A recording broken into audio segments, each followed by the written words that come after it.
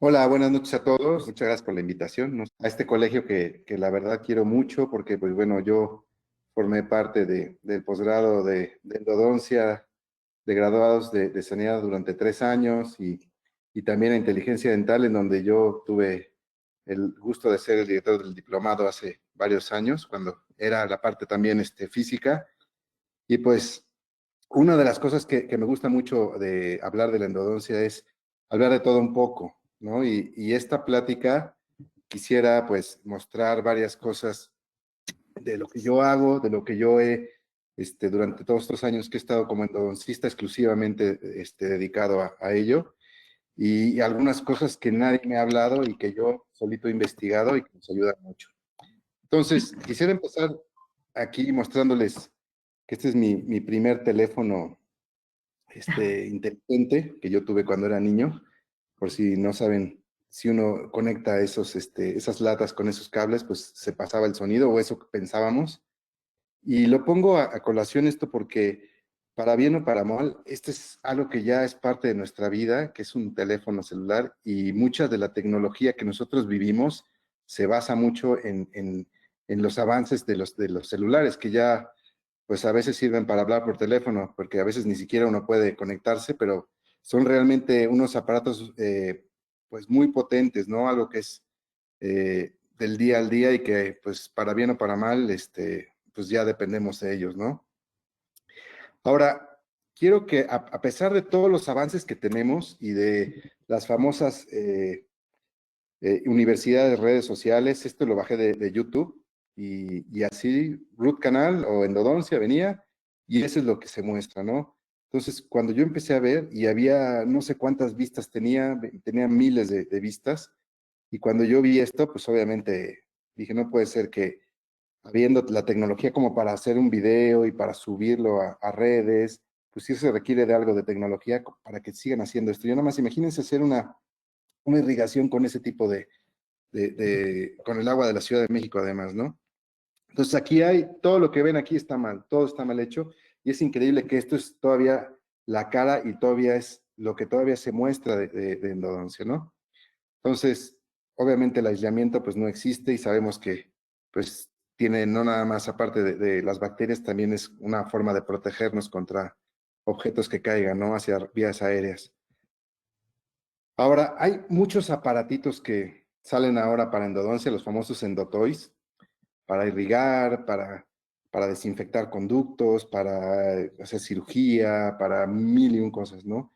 Ahora, mucha gente se basa en la tecnología y cuando a veces yo empiezo a mostrar algunos casos, lo primero que me preguntan luego es, ¿y con qué instrumento? ¿Y con qué obturó? Y sí está bien, porque los instrumentos nos ayudan a hacer mejor endodoncia, pero realmente lo que nos va a ayudar van a ser nuestras bases biológicas y nuestra habilidad como clínico, ¿no?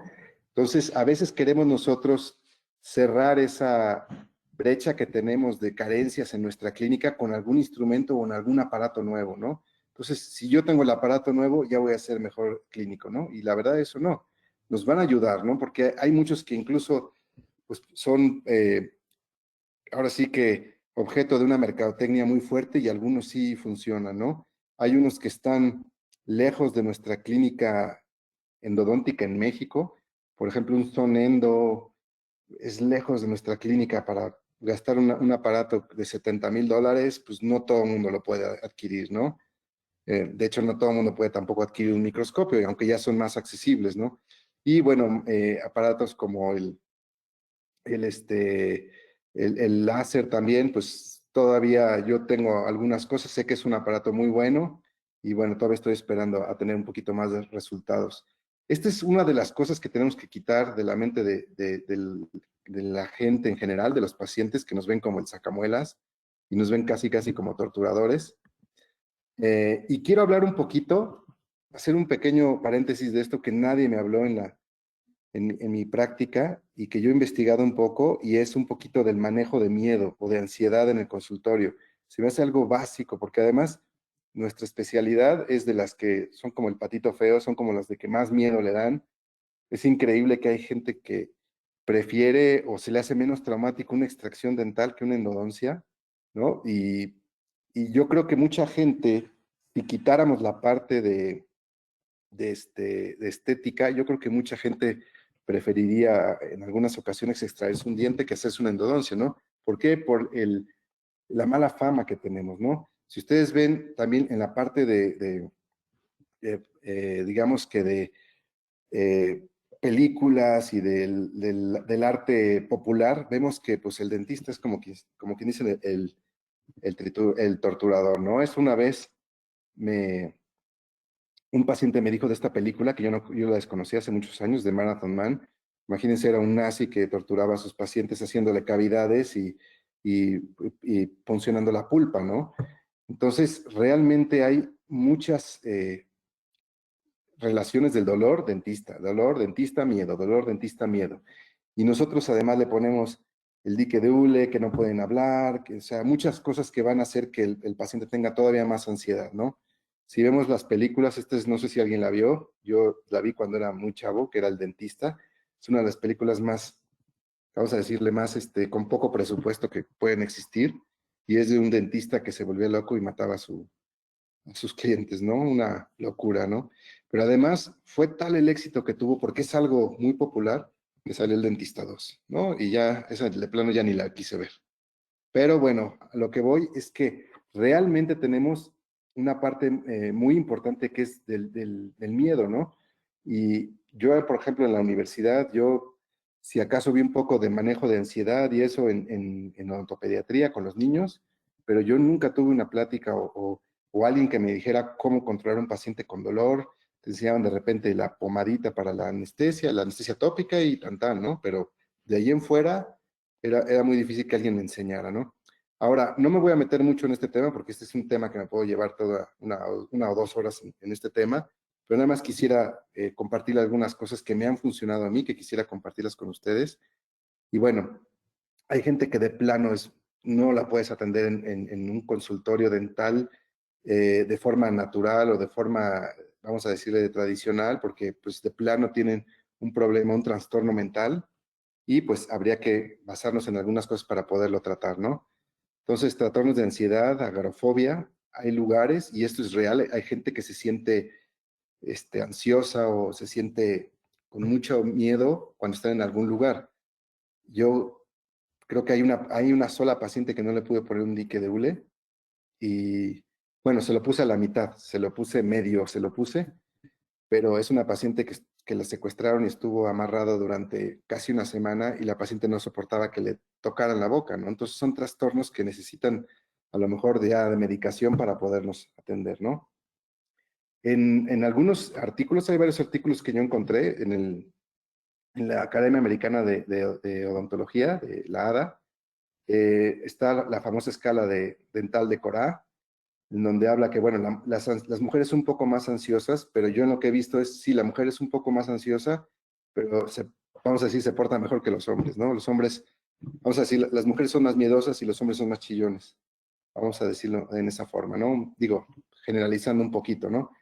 Y bueno, obviamente la mujer tiene toda la parte del componente de aguantar el dolor por el parto, etcétera, que el hombre, pues realmente no estamos con eso, ¿no? De aguantar tanto el dolor. Hay una escala, si alguien la quiere tener, está en este artículo. Si alguien quiere los artículos, me pueden escribir en mis redes sociales, al final la voy a volver a poner y les puedo mandar con mucho gusto los artículos. Y aquí pueden tener una escala pues muy simple, más o menos, que se puede dar incluso antes de llegar al paciente, lo pueden hacer una traducción y lo pueden mandar si quieren por WhatsApp, por correo incluso al paciente para que ustedes vayan preparando. Generalmente yo como vivo de pura referencia, pues el doctor es el que me va diciendo, oye, este paciente es un poco nervioso, este paciente, la mayoría de las veces, ¿no? A veces me la dejan de sorpresa. Ahora, la incidencia de dolor los pacientes tienen en un lugar como Estados Unidos que tienen mucho control de prevención, pues generalmente el dolor, 2 de cada 10 pacientes tienen dolor en los últimos 6 meses. Y aquí en México, desgraciadamente, hay muchos pacientes, o la mayoría es cuando tienen dolores cuando van al dentista, ¿no? De repente se acuerdan que tienen que irse a revisión.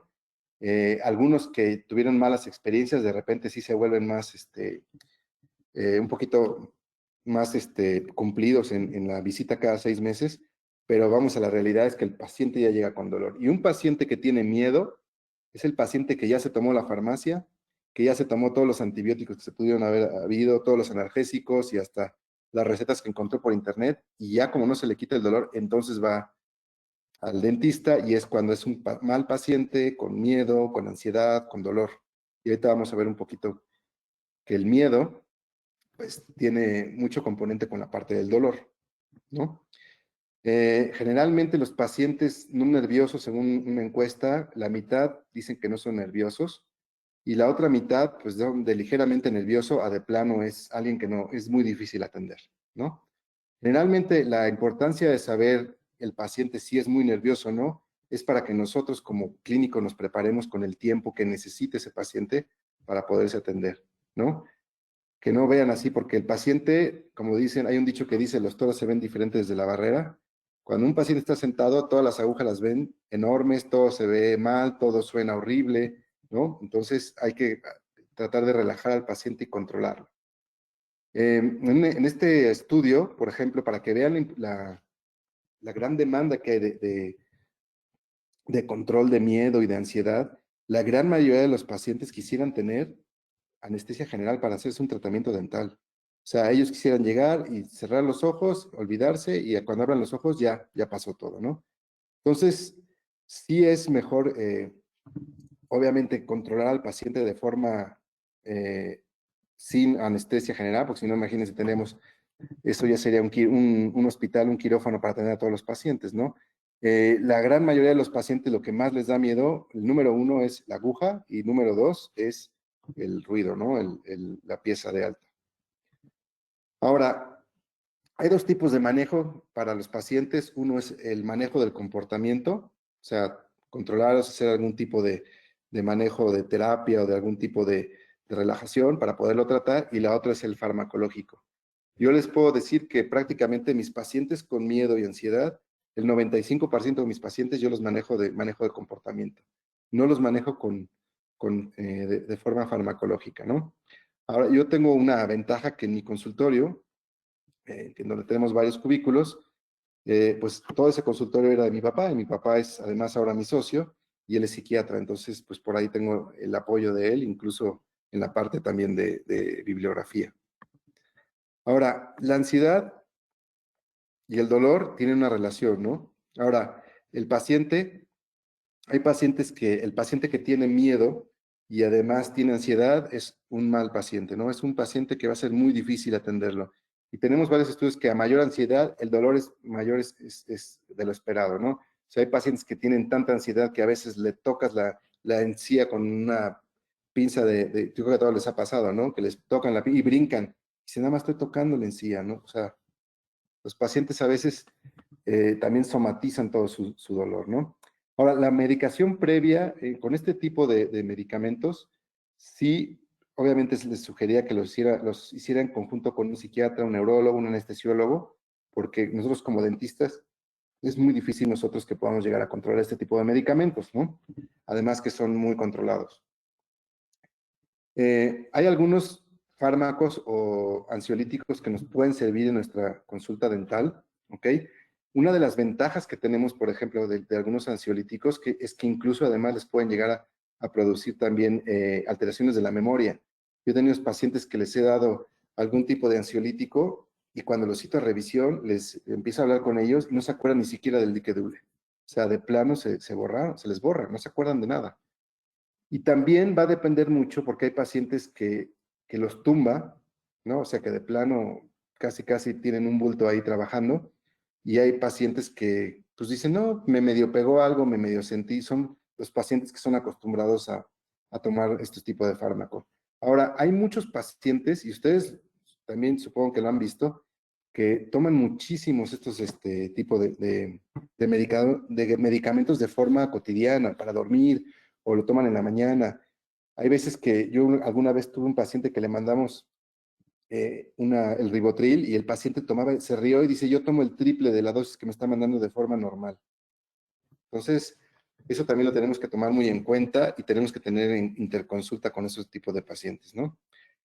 Ahora, por ejemplo, el triazolam es uno de los mejores fármacos que podemos llegar a tener para nosotros trabajar dentro del consultorio dental. Esto está ya descrito en el journal desde el 97, ¿ok?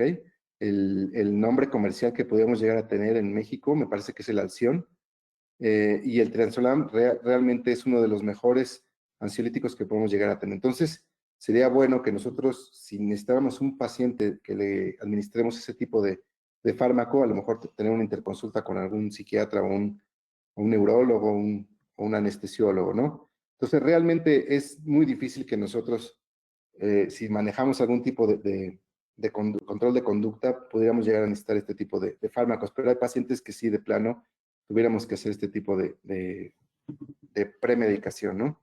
Entonces, el problema es que hay veces que los pacientes vienen de emergencia. Entonces, es más difícil el hecho de pedir una interconsulta o hacerlo de forma rápida, ¿no? De hecho, el Triazolam también existe en la presentación sublingual y hace una respuesta mucho más rápida, ¿no? Ahora, sí habla de que no, a lo mejor tiene un mayor efecto anestésico, pero sí el paciente está mucho más tranquilo, ¿no? Y acuérdense que si el paciente está mucho más tranquilo, más relajado, incluso hasta nosotros podemos colocar mejor el anestésico.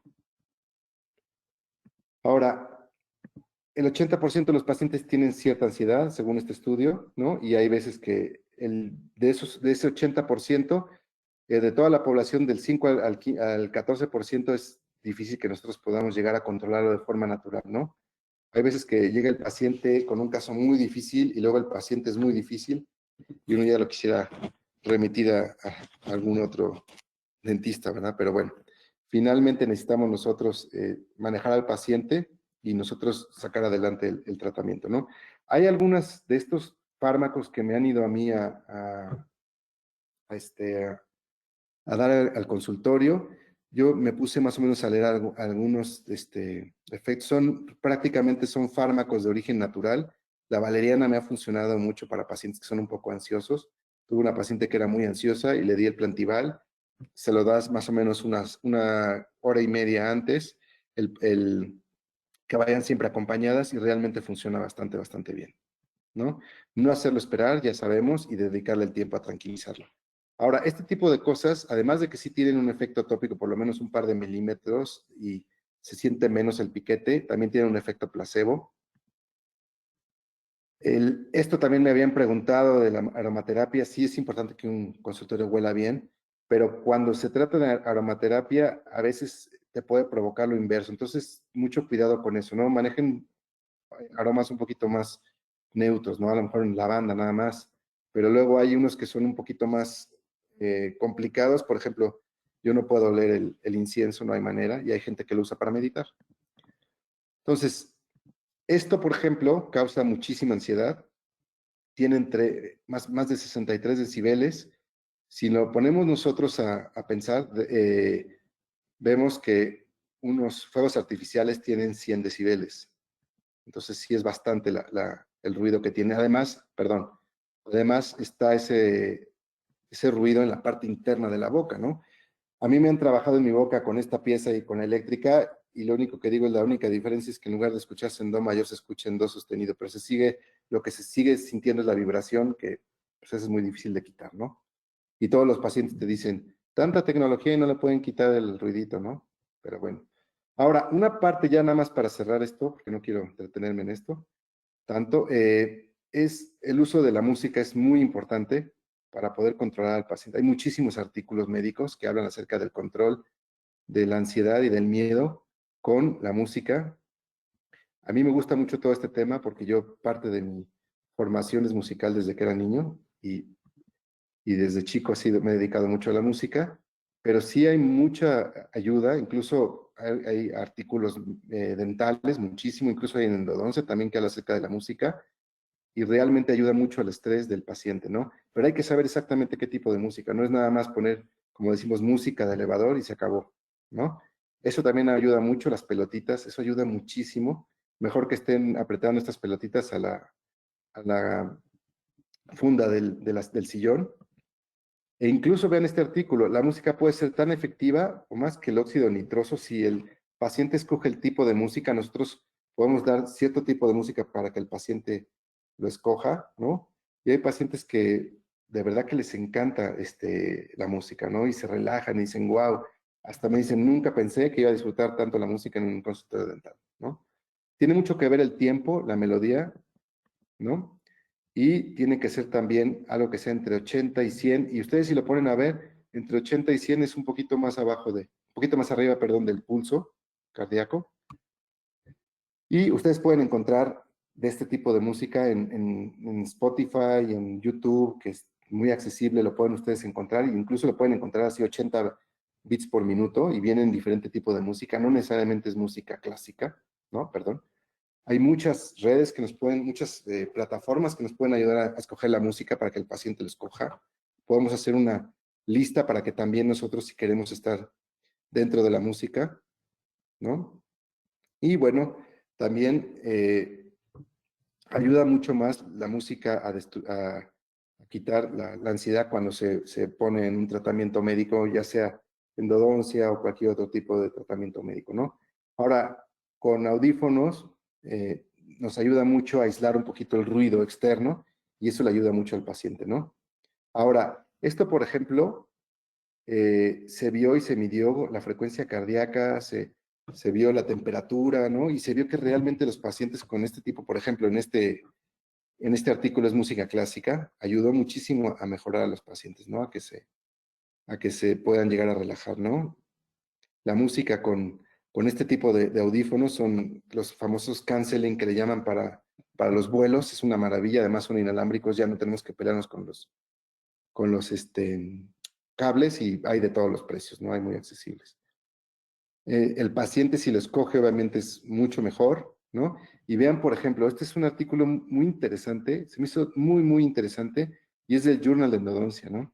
Entonces, vean cómo influye estadísticamente en la presión y en el ritmo cardíaco cuando se escucha esta frecuencia, ¿no? Mucha gente nunca había escuchado este tipo de frecuencia, que es una frecuencia 432, para que ustedes tengan una idea.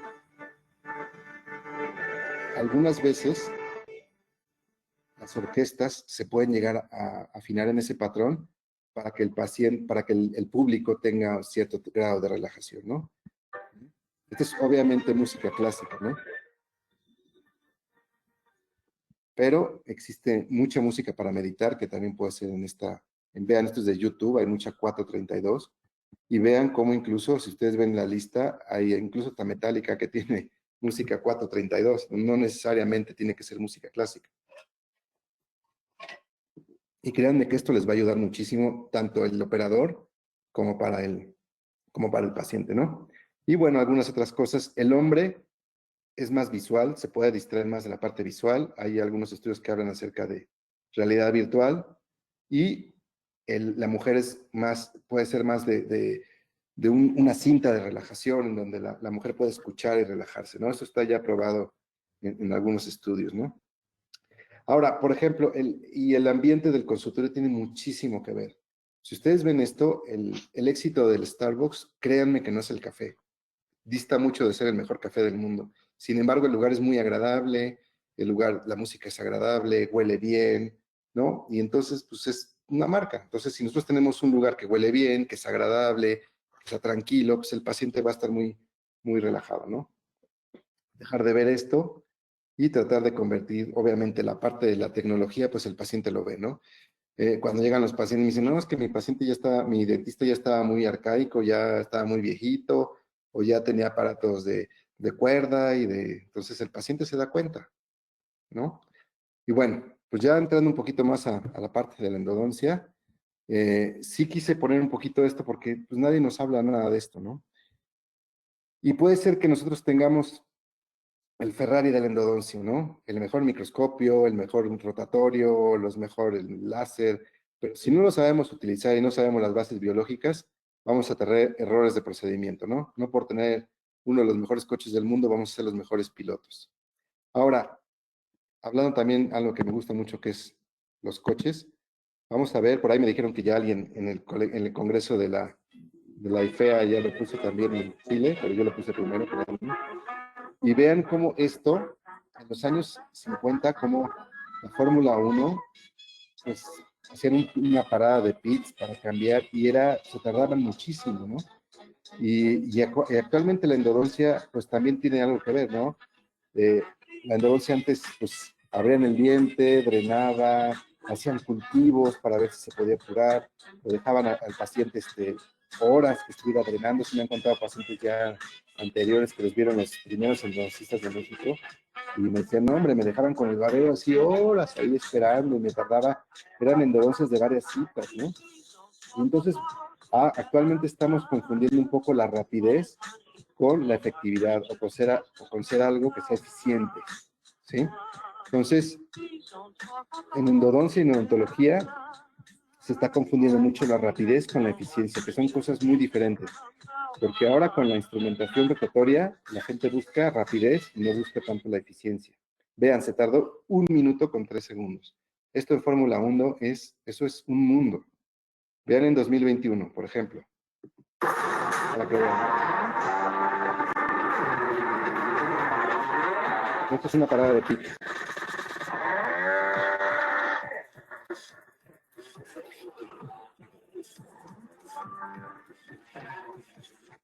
Una parada de pits en menos de 2 segundos, ¿no? Entonces, vamos a ver ahorita cómo podemos nosotros ser más eficientes sin hacer las cosas rápidas, ¿no? Yo podría llegar a instrumentar un diente anterior con un instrumento reciprocante, lo bajo así de una sola intención y meto una obturación de vástago con un Butacor y puedo hacer a lo mejor una endodoncia en 3 minutos, ¿no? Pero sé que biológicamente eso no es aceptable, no está desinfectado, no tiene pues todo lo que debe, la preparación adecuada para poder tener una desinfección, ¿no?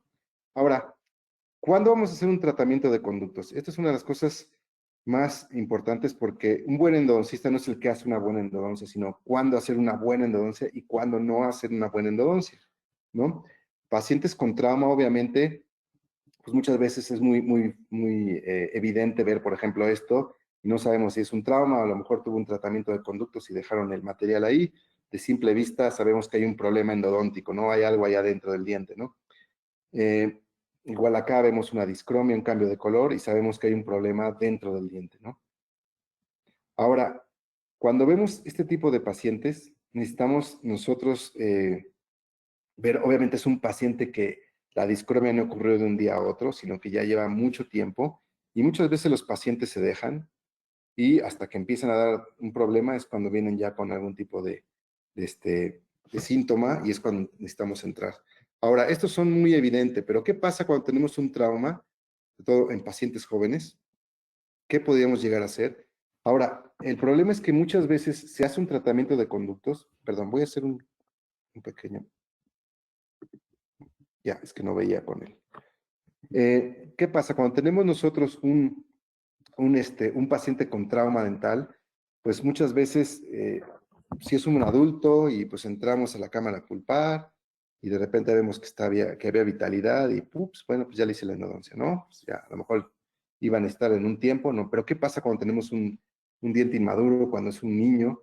Pues sí es un poquito más complejo, ¿no? Porque nosotros necesitamos tratar de mantener esa pulpa, pero a veces hacemos pruebas y no responde y si le entro o no le entro, ¿no? Esto es un estudio que, perdón, lo voy a regresar un poquito.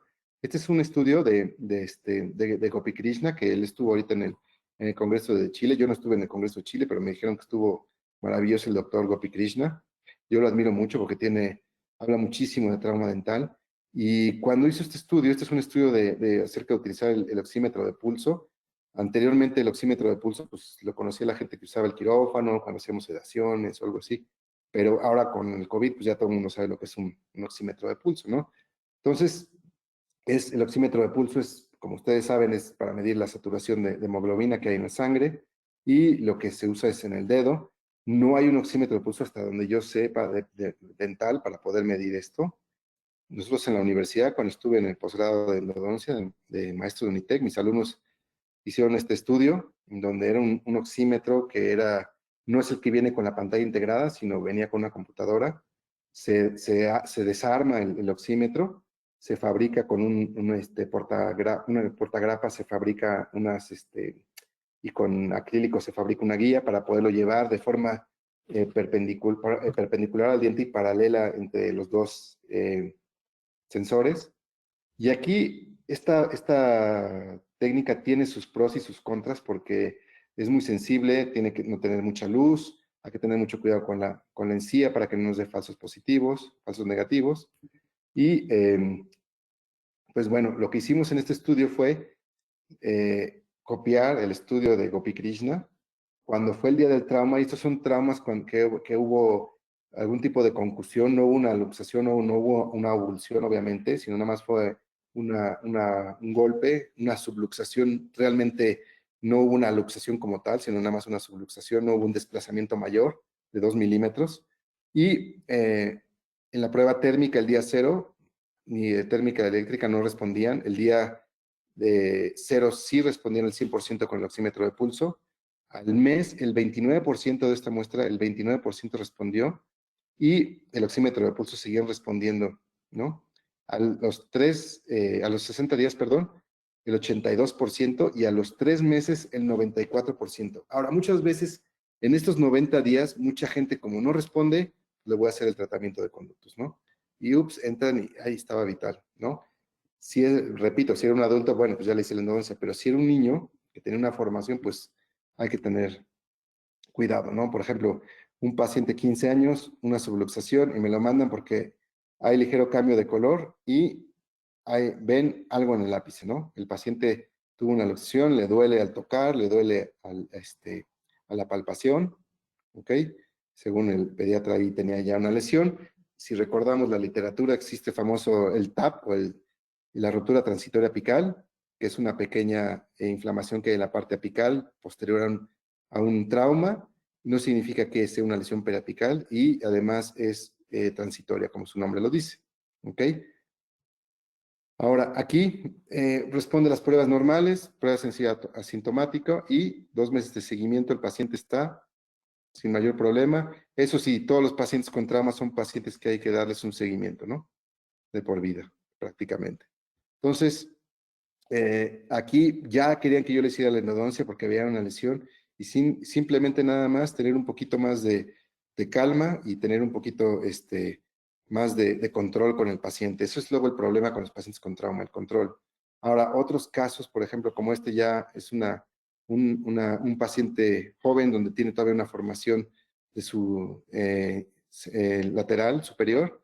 El paciente tuvo una fractura, doble fractura, una fractura incisal y tenía un fragmento móvil. El fragmento móvil no lo quiso quitar el dentista porque quería que yo quitara ese fragmento para hacerle la endodoncia, ¿no? ¿Por qué le querían poner un poste? Yo nada más quiero que ustedes me digan cómo van a poner un poste en un niño tan pequeño y en este tipo de raíces, ¿no?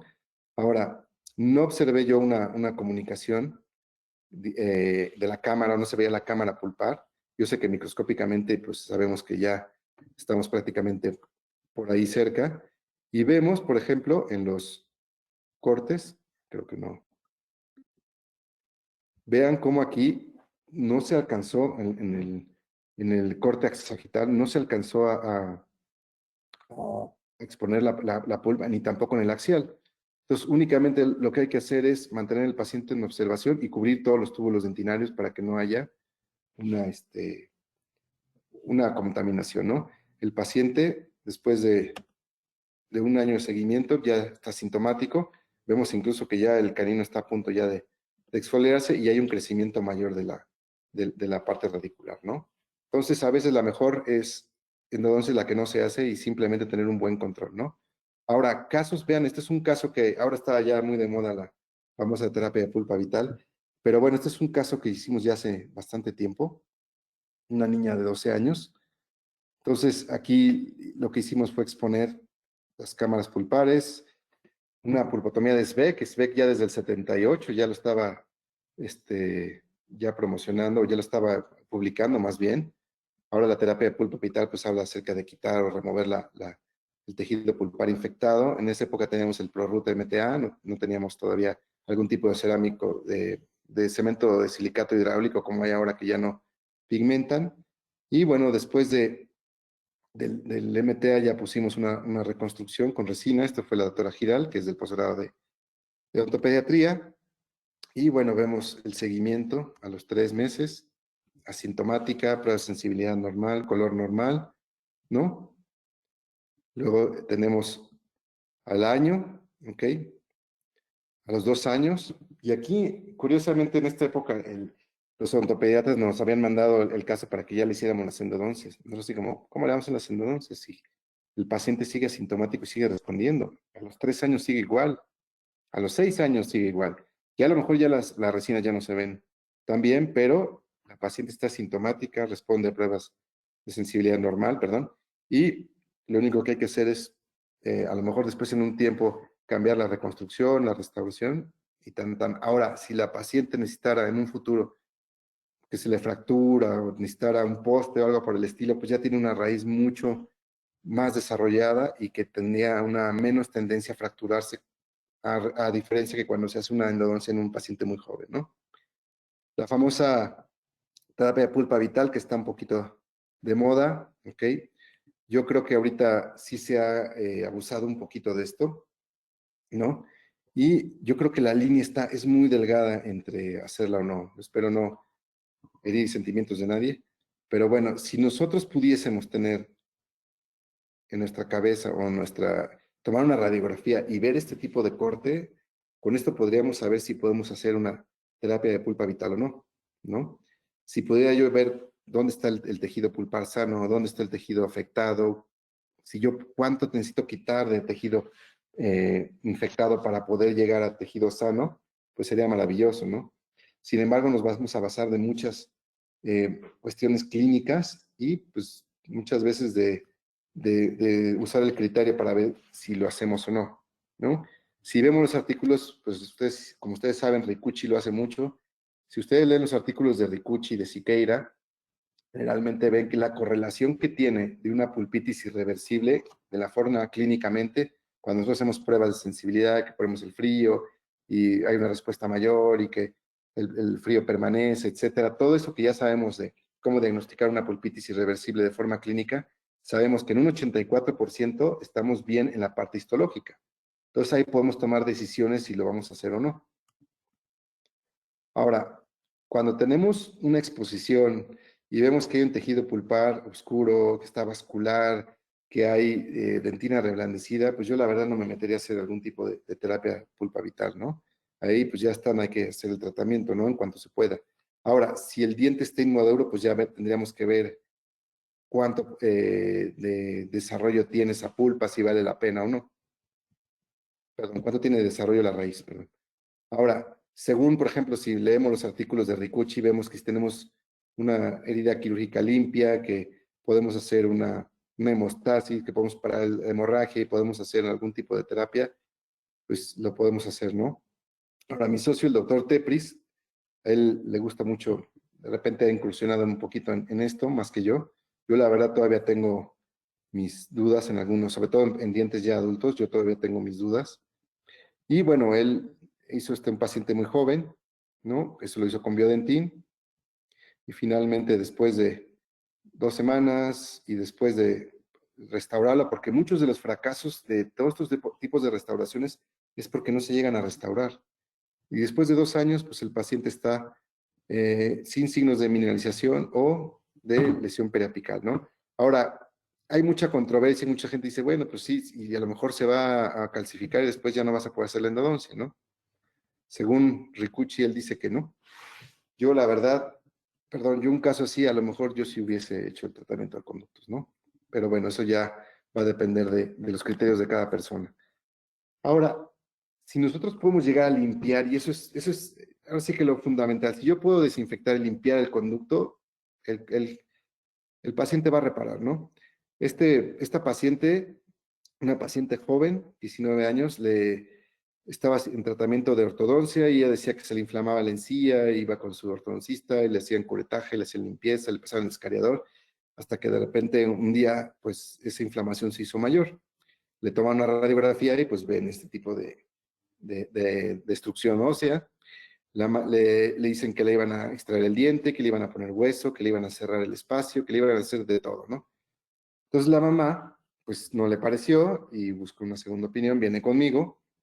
Yo al sondeo veo que no hay una bolsa mayor, no pude yo sondear, no, también tengo que decir, está en próxima a la destrucción y es muy difícil a veces sondear en esa zona.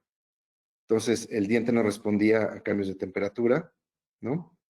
No tenía un surco palatino de desarrollo, porque eso es muy común cuando tenemos uno, sobre todo en un lateral superior, que podemos llegar a tener un surco palatino de desarrollo, no tenía un densindente, trauma por ortodoncia no sabemos si estaba realmente, ¿ok? Y algo muy importante es que tenemos la pérdida de la cresta alveolar, ¿no? Entonces, eso le da muy mal pronóstico al caso, ¿no? Entonces, si yo llego, y los dientes estaban vitales de los lados, respondieron normales, el central y el canino.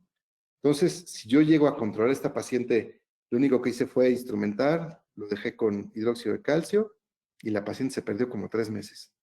Y llega después de unos 3 meses con el conducto expuesto, así abierto, y vea nada más la cresta, ¿no? Entonces, si yo logro bajar los microorganismos que están, el cuerpo generalmente va a reparar, ¿no?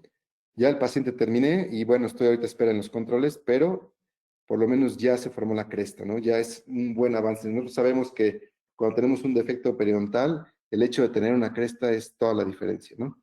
Ahora, cuando nosotros necesitamos instrumentar un conducto, sabemos que la limpieza del conducto es muy, muy complicada, ¿no?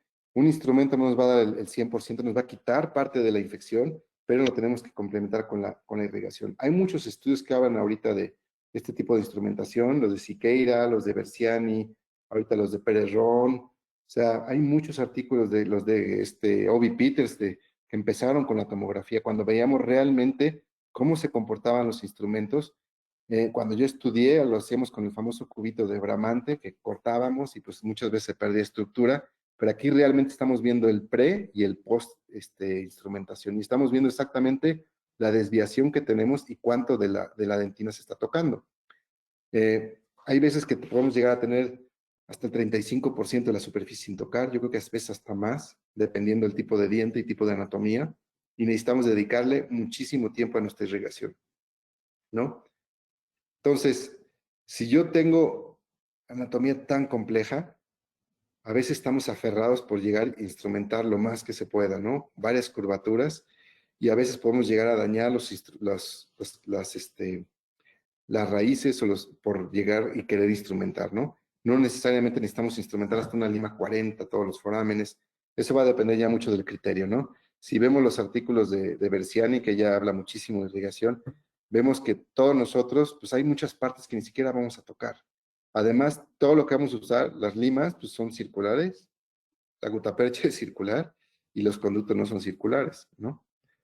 Entonces, recordamos los artículos del 2005 del doctor Nair, doctor Vera, doctor Stefan Henry Polanco, en donde ahí ya se veía que después de instrumentar, después de irrigar, después y de instrumentar bastante, vemos que hay partes, se extraían la parte apical de la raíz y vemos que había muchísimas bacterias todavía, ¿no? No existe el conducto estéril, eso es falso, ¿no? Vamos a bajar la cantidad de microorganismos para que no sean patógenos y no den ningún tipo de enfermedad periapical, ¿no? Estos estudios, si los quieren leer de Nair, son una maravilla. Se tardaba meses en hacer este tipo de cortes. Son una increíble, es una belleza. Ahora, yo sé que todos los que estamos aquí estamos estudiando odontología porque huíamos de esto, ¿no? Creo que a algunos hasta la piel se les puso chinita.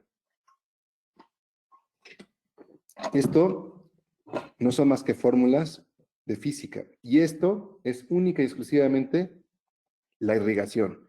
La irrigación tiene mucho más de la parte de componentes de lo que uno podría creer, que nada más no es echar agüita, le decía yo a mis alumnos, sino tiene un componente bastante, bastante complejo. Incluso es la dinámica del fluido.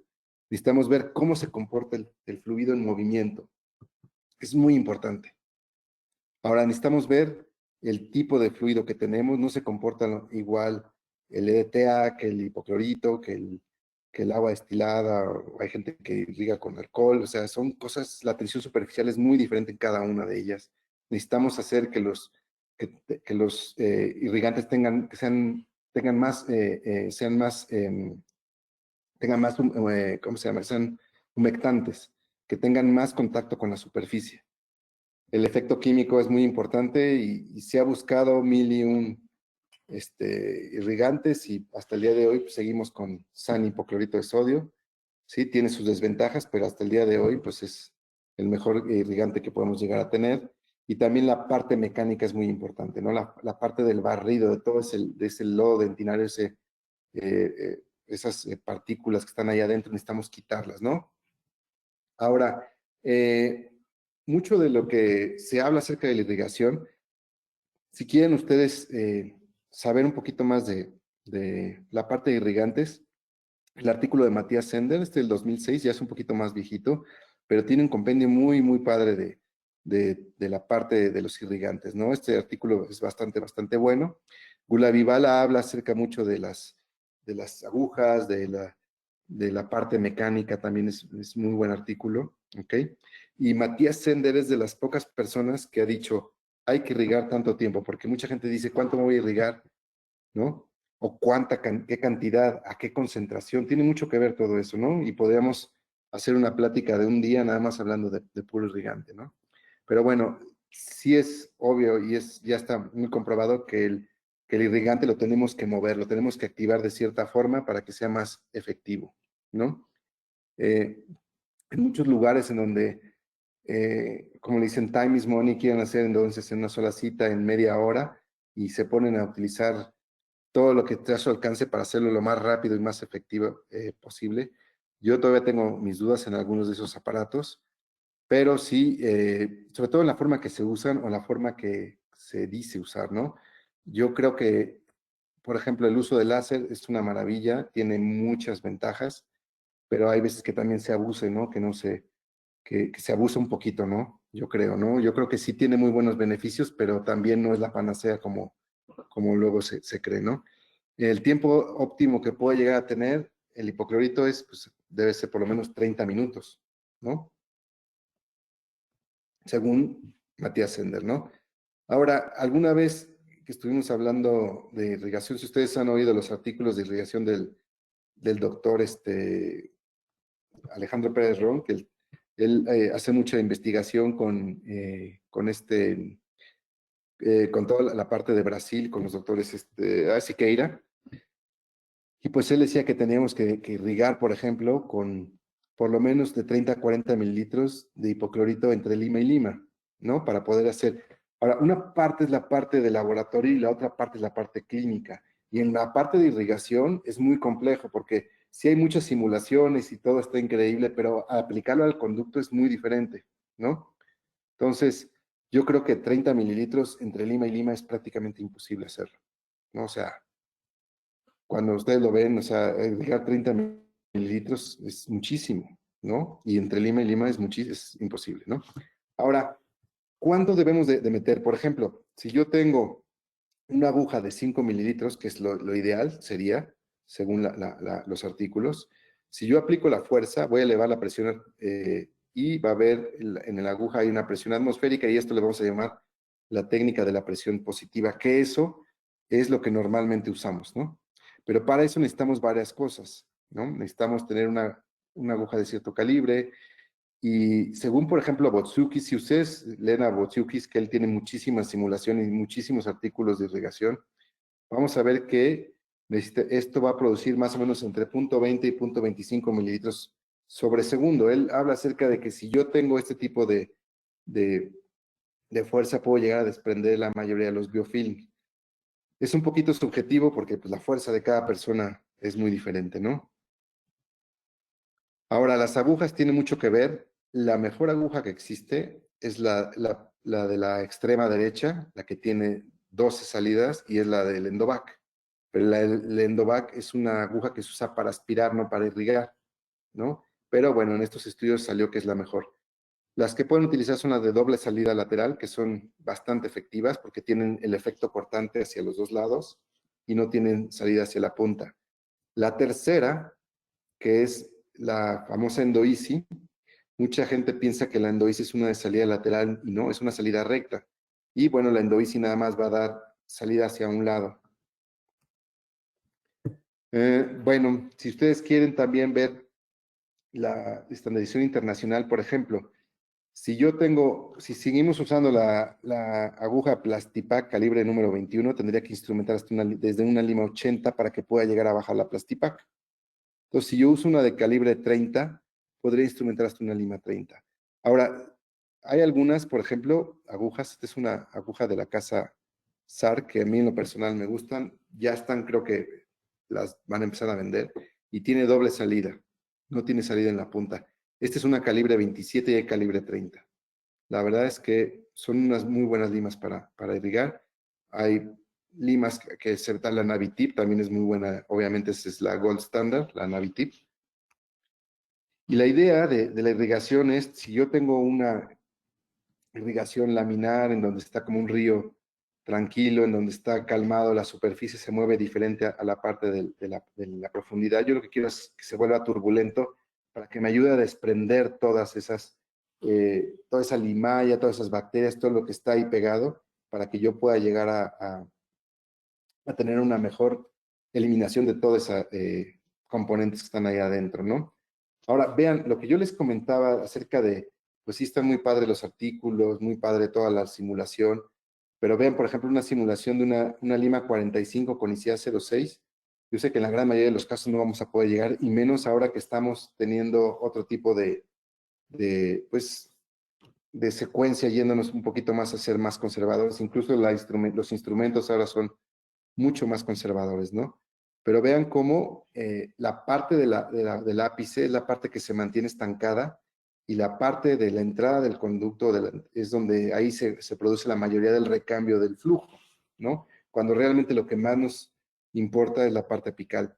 Si yo tengo, por ejemplo, una salida recta, no debo meter la aguja más allá de 3 mililitros, perdón, de 3 milímetros, porque si meto más allá de 3 milímetros de la longitud de trabajo, puedo llegar a extruir si tengo una salida recta. Yo creo que por eso la Endoeasy tiene esa saliente, que son curiosamente 3 milímetros. Ahora, el recambio de irrigantes, yo pudiese llegar a tener con una salida lateral, lo puedo llegar a meter incluso hasta 1 milímetro, ¿no? Pero vamos a ser realistas. Llegar a meter una aguja 1 milímetro antes de la longitud de trabajo es muy difícil muchas veces por la curvatura que tiene y la anatomía de los conductos. Entonces, vamos a ver, ahora están saliendo ahora diferentes tipos de agujas para irrigar, que son más que nada son plásticas, en donde tienen más flexibilidad y tienen varias salidas laterales, ¿no? Ahora, es muy importante que mantengamos la aguja en movimiento para evitar que se atore la aguja, una, y dos, para que la profundidad de esfuerzo cortante esté, digamos que el chorro de la aguja esté teniendo contacto con la superficie y desprendiendo todo. Ahora, muchas veces cuando vamos a obturar, tenemos nuestra obturación muy bonita, pero ¿qué pasa con la parte del foramen? A veces tenemos bacterias ahí, a veces no podemos, bajar nuestros irrigantes, y eso provoca que tengamos una enfermedad persistente, ¿ok? Cuando vemos nosotros nuestra irrigación, vamos a ver que tenemos muchas burbujas, ¿no? El famoso vapor lock. Cuando tenemos la acción del hipoclorito, cuando está disolviendo el tejido orgánico, vemos que pues muchas veces va a liberar dióxido de carbono y amonio, y eso produce pues burbujas, ¿no? Ya también alguna vez lo describió hace muchos años la doctora Fanny Yacaman y el doctor Silva Herzog, que en paz descanse, donde hablaban acerca de la famosa columna de aire, ¿no? Ahora el doctor Jorge Vera también habló acerca de la famosa burbuja y de la lima de pasaje para poder romper esa burbuja y poder hacer que nuestros irrigantes bajen sin que tenga yo ese riesgo de que se pueda llegar a extruir, ¿no? Ahora, si yo llego a sacar una lima delgada, no tengo mayor problema, pero es muy importante que lo activemos, ¿no? Puede ser la activación sónica o ultrasónica, no me voy a detener tanto en esto. Yo actualmente les voy a comentar que yo uso ambas. Me gusta la sónica porque puedo recargar el endoactivator en las paredes para quitar, a veces se queda pegado, incluso puedo llegar a quitar, he llegado a quitar a veces hasta pedazos de gutapercha que se quedan pegados ahí. Y luego ya uso la ultrasónica, ¿no? Que esa es la que obviamente es la de cajón. y tiene mucho mejor resultado que la sónica, ¿no? Hay muchas puntas en el mercado, hay muchísimas puntas, la famosa E12, 11 de NSK. Uno de los tips que yo les puedo dar, por ejemplo, y que, por ejemplo, usa mi socio, las limas U para activar son muy frágiles, ¿no? Las pueden usar y si las van a usar, hay que usarlas por segmentos cortos de unos 10, 15 segundos y la quitan para evitar que entre la fatiga cíclica y se rompa. Lo que nos ha funcionado muy bien son si ustedes recuerdan, los espaciadores digitales, ¿no? De los espaciadores que se usaban antes o que todavía se usan para la compactación lateral, se cortan y se meten en estos aditamentos insertos en el E1, en el E11 y el E12 y sirven muy bien para activar, incluso son muy buenas para sacar luego instrumentos, ¿no? Les paso ese tip. Hay una casa que se llama, ay, se me fue el nombre, es la que es polaca, la Sur, creo que se llama. Ellos tienen también esas puntas también. No estoy haciendo comerciales, nada más se los paso como tip, ¿no? Y bueno, la idea es provocar que todos estos irrigantes penetren y vemos que hay algunos artículos, por ejemplo, este del 2019, acerca de los diferentes activaciones de los irrigantes, acerca de la manual, de la sónica, la ultrasónica, y vemos que sí, la mejor es la activada con láser, pero no es tanta la diferencia con la del ultrasonido, ¿no? O sea, realmente no es así en este artículo no era ni siquiera estadísticamente significativo. Ahora, el éxito de la endodoncia va del 86 al 98, depende a quién lean, depende qué lean, depende en qué se basen los artículos, pero lo que sí sabemos es que es un procedimiento bastante predecible, ¿no? Tiene bastante éxito y que si se hace de forma adecuada, tiene muy buenos resultados, ¿no? Obviamente siguiendo todas las partes biológicas de desinfección y de obturación y reconstrucción o restauración, tiene muy bien pronóstico. Ahora, a veces cuando tenemos un tratamiento de conductos, y lo pongo porque muchas veces me dicen, es que hay que rehacer la endodoncia, hay que hacer el retratamiento. Y tú dices, luego, ¿por qué?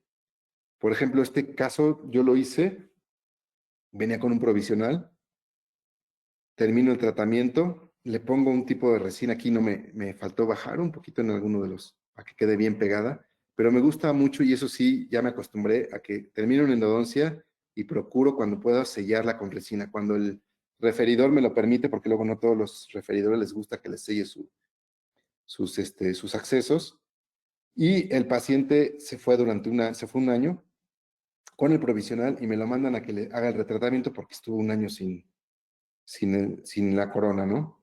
Cuando regresa para evaluación, vemos que, pues sí, sigue con el provisional, pero pues yo veo que hay reparación en la parte periapical, ¿no? Clínicamente no veo tampoco, no vi que había mayor problema, no estaba destruido por caries o algo por el estilo, tejido reblandecido, y pues simplemente pues hay que confiar también en nuestro sellado de los conductos, ¿no? En la gutapercha y en el cemento sellador, y lo único que hay que hacer es pues, restaurarlo, ¿no? Para evitar que se fracture. Ahora, si leemos de nuevo a Ricucci, yo la verdad me gusta mucho Ricucci. Ricucci, por ejemplo, en sus estudios hablaba de que en este caso, por ejemplo, es un caso en donde un diente se hizo el tratamiento de conductos, no se restauró durante varios meses hasta que ya el diente no era restaurable, porque se llenó de caries, y cuando lo extraen ven que en la parte de que estuvo expuesta a la cavidad oral está lleno de bacterias, hay microorganismos, hay caries, pero en la parte periapical el tejido está intacto. Entonces debemos de confiar también en nuestros sellados. Igual este caso también es un caso incluso, si mal no recuerdo, fueron 10 años que estuvo ahí sin restaurarse, que fue un resto radicular. Y cuando lo extraen, ven que prácticamente había hueso y en la parte apical estaba bastante bien los tejidos, ¿no?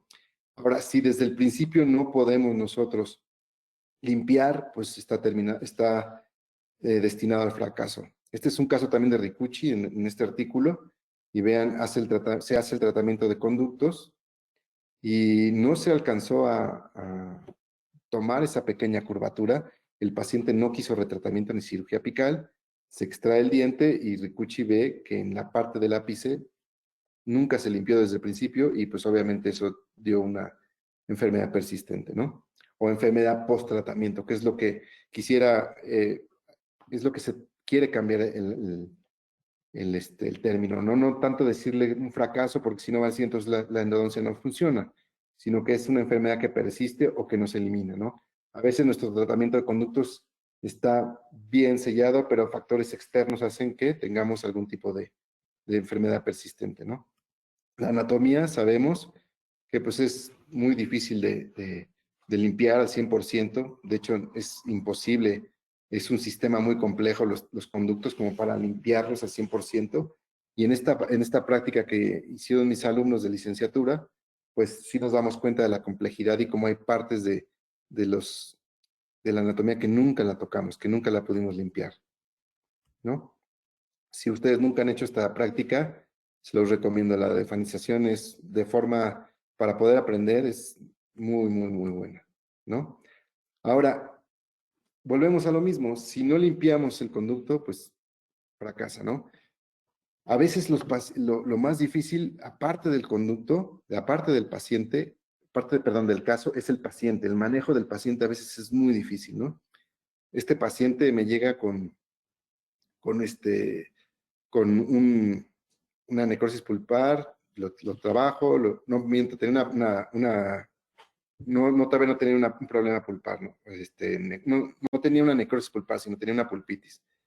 Lo instrumento, no pude bajar en los mesiales, en el mesiobucal, el MB2 no lo encontré, no pude bajar, no me da pena decirlo, no pude bajar, lo obturé, no pude bajar y le dije al paciente, ¿sabes? El paciente estaba desesperado, le dije, mira, vamos a darte otra cita, necesito verte otra cita para buscarlo, para desobturar y para poderlo tratar de bajar, ¿no?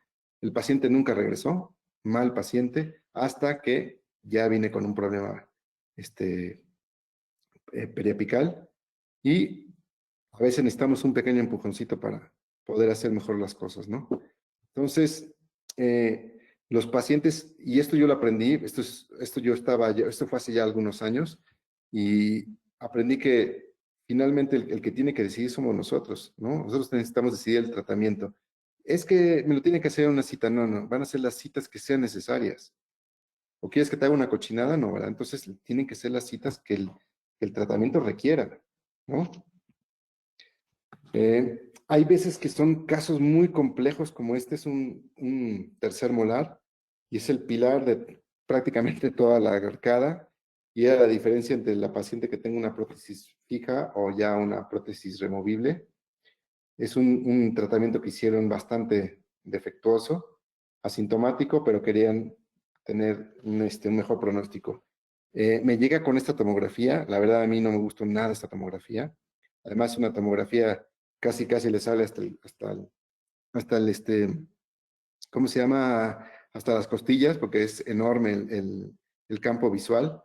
Y bueno, pero alcanzamos a ver que la raíz mesial es un conducto que se abre en dos, ¿no? Entonces es un caso muy, muy complicado.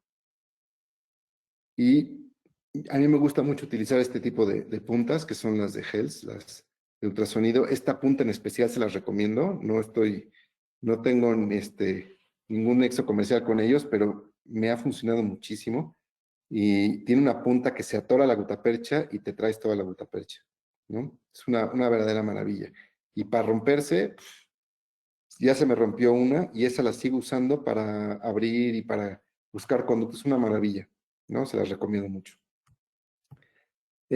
Bueno, instrumentando actualmente con las nuevas aleaciones que tenemos, con los instrumentos que tenemos de níquel titanio, sobre todo los que tienen tratamiento térmico, la aleación azul es una verdadera maravilla porque es súper flexible y me da la oportunidad de poder hacer tipo de tomar esta curvatura, ¿no? En donde, si se fijan, ahí también está el otro conducto con una lima muy delgadita, no podía meter las dos limas. La verdad, esta lima la metí nada más por vanidad. Y bueno, prácticamente pues así podemos terminar el caso, ¿no? Ahora, esto me va a dar va a ser mucho más predecible que haberlo dejado sin tratarlo. Ahora, a veces necesitamos salirnos un poquito más afuera del contexto. Este es un caso verdad que yo aprendí muchísimo, porque es de esos casos de que y quizás sí lo resuelvo fácil y luego te empiezas a dar de topes y empiezas a estudiar y empiezas a buscarle, ¿no? Esta paciente ya le habían hecho 2 tratamientos previos de conductos. Cuando me llega con estas radiografías. Yo la verdad no las vi, no las veo mal. Trato de angular la radiografía buscando el MB2. No veo que haya un MB2 por ahí. Y le dije, bueno, es muy probable que haya un MB2. Vamos a ver cuáles son los síntomas. La paciente, a la oclusión no había dolor, a la percusión no había ningún dolor, pero la paciente se palpaba en la parte del fondo del saco y la paciente literal brincaba, ¿no? O sea, te quitaba la mano. Era un dolor, yo hasta decía, es muy exagerado. Entonces lo que hice fue pues, desobturar, ¿ok? Y encontré el cuarto conducto. Y cuando regresa la paciente, le dejé con hidróxido de calcio una semana, y cuando regresa la paciente estaba exactamente igual. No había ningún cambio. El distal aquí se ve que está bien, pero cuando mandamos a hacer la tomografía, vamos a ver que el MB, la raíz mesiovestibular, la raíz distovestibular, vean cómo la glutapercha está fuera, pero lo que me llamó la atención es que ambas raíces vestibulares estaban fuera de la cortical. Entonces, aquí hay que tener mucho cuidado, porque esto no lo vemos en una radiografía, pero aquí podemos tener un accidente de hipoclorito muy fácil. ¿Ok? Entonces hay que tener mucho cuidado porque ya las raíces están fuera de la cortical. Ahora, vean, ahí están los 4 conductos. Y cuando me puse a investigar un poquito, encontré que hay varios artículos que hablan acerca de un dolor que hay relacionada con la fenestración o con sobreobturación fuera de la cortical, ¿no? Entonces, hay varios tipos de tratamientos. El Boucher y Pasqualini, ellos sugieren hacer una cirugía apical, en donde lo único que se hace es cortar las raíces y que estén dentro de la cortical y se acaba el problema, ¿no? Sin embargo, por ejemplo, Asim, él sugiere que muchas veces pueden llegar a persistir los síntomas y él sugiere colocar algún tipo de injerto para crear más volumen, ¿no? De hecho, en este artículo de Asim, en donde hace la cirugía y después eh, coloca algún tipo de injerto y membrana, y en una tomografía ven cómo hay se comparan ambas tomografías, el antes y el después, y se ve que hay un aumento volumétrico de la densidad del hueso, ¿no? Ahora, pues basándome en estos artículos, es el día de la cirugía, ¿ok? Entonces se levanta el colgajo, vemos cómo la raíz distal está fuera de la gutapercha y procedemos a hacer ya el corte, metemos las raíces, se hace la retroinstrumentación de ambos conductos y en este caso utilizamos como material de biocerámico, utilizamos el putty de Brasler, ¿ok? El putty de Brasler, si no lo conocen, es un cemento silicato hidráulico que es se maneja como si fuera Cavit, ¿ok? Es un material muy bueno, muy caro y no dura nada. Tiene 3 gramos y les voy a pasar el dato. Lo abres y está muy bien las primeras veces, pero ya después de la segunda o tercera vez se empieza a secar el cerámico y la verdad para lo que cuesta es muy complicado, ¿no? Entonces hay que tener eso en consideración. Ya una vez que se cortaron, ¿ok? Se pone un injerto y a los 4 meses en el seguimiento los síntomas desaparecieron. Entonces, este caso sí me hizo ver un poquito mi suerte, pero aprendí mucho a ver un poquito más allá, ¿no? Por eso un poquito más a investigar los síntomas. A veces el hecho de que la paciente se tocaba y gritaba y yo decía, pues está loca, ¿no? Pero no, vamos a ver, a lo mejor sí existe y sí existía ese tipo de sintomatología, ¿no? Otro paciente similar que me llegó, vean nada más la paciente, obviamente esa corona y ese post están fatales, pero le iban a poner un implante y la paciente no quería. Igual en la tomografía vemos que ya no hay cortical y hay una perforación. Y aquí esto se hizo con biodentín, por eso no se ve tanta la opacidad. No me encanta para nada la opacidad del biodentín y procuro ya no usarlo para cirugía. Y los síntomas también desaparecieron. Ahora, cuando vemos una radiografía de esta forma, tenemos que ver un poquito más allá y buscarle a todo. Porque alguna vez me hicimos un ejercicio yo con mis socios en donde hay un periodoncista y hay un protecista y, y poníamos una panorámica de una paciente que tenía muchos problemas y empezamos a hacer el diagnóstico y cada quien se fijaba en su especialidad. Era increíble. O sea, de repente decía, ¿y ya vieron cómo están los cóndilos? Y ya vieron, o sea, yo no los había visto. Y así cada quien se va fijando en algo diferente. Y nosotros cuando vemos una radiografía tenemos que ver absolutamente todo. Y yo les voy a ser muy honesto que yo cuando llega un paciente, no, lo primero que veo no es la radiografía. Siempre veo clínicamente al paciente, veo porque si no la radiografía me puede como decir, voltea para acá y dejar de ver otras cosas, ¿no?